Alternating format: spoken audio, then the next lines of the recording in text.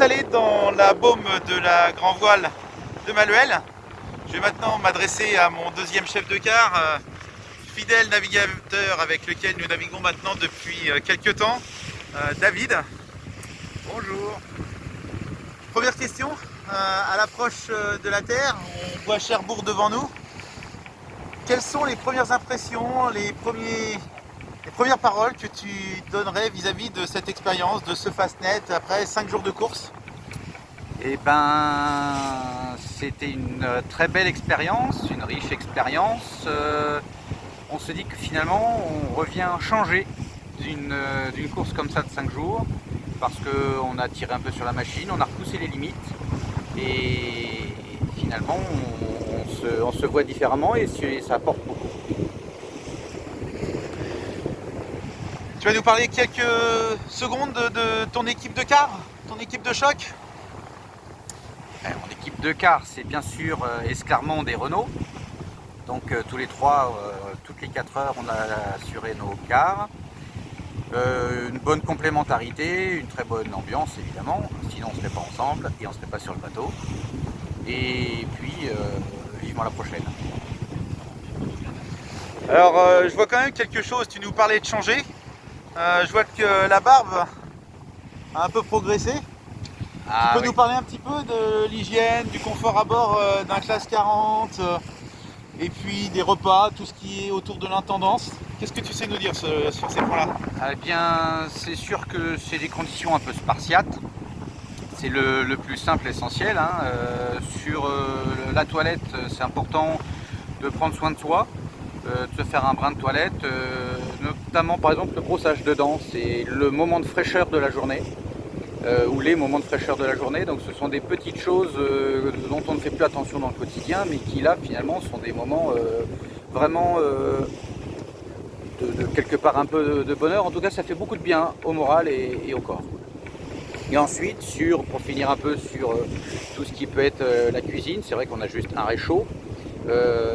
C'est des lyophilisés, c'est du très simple. De temps en temps on en vit un petit peu de frais, des tomates, des fruits, des choses comme ça. On mange pas comme à la maison, mais finalement on s'adapte. Alors justement, d'habitude c'est la dernière question que je pose, mais ce ne sera peut-être pas encore la dernière. Tu nous parles des repas. Quel sera, comme tout bon marin qui revient d'un voyage en long cours, ton souhait de repas? Donc tu vas retrouver Géraldine. Ah, je pense une bonne entrecôte grillée au barbecue, ça va faire du bien. Oui, beaucoup de légumes, du frais, pas mal de frais. Ça, c'est vrai que c'est ce qui manque quand même quand on est dans des conditions où on mange principalement du lyophilisé.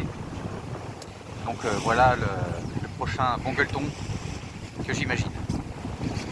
Je reviendrai sur un dernier point avant de conclure. C'est quelque chose que j'ai aussi dit à Olivier. Vous étiez tous les deux mes chefs de car et j'ai trouvé vraiment une très bonne complémentarité. Sur la façon de vous transmettre les consignes, sur la façon d'animer vos cars, que ce soit lorsque tout se passait bien ou quand il y avait quelques difficultés, vous avez su faire quand même tourner la machine. On a parlé aussi avec Olivier du rôle qu'avait apporté Didier en venant nous soutenir en tant qu'équipier de spare, de réserve. Et là-dessus, vraiment, je tiens à vous remercier sur cette façon de manager vos troupes.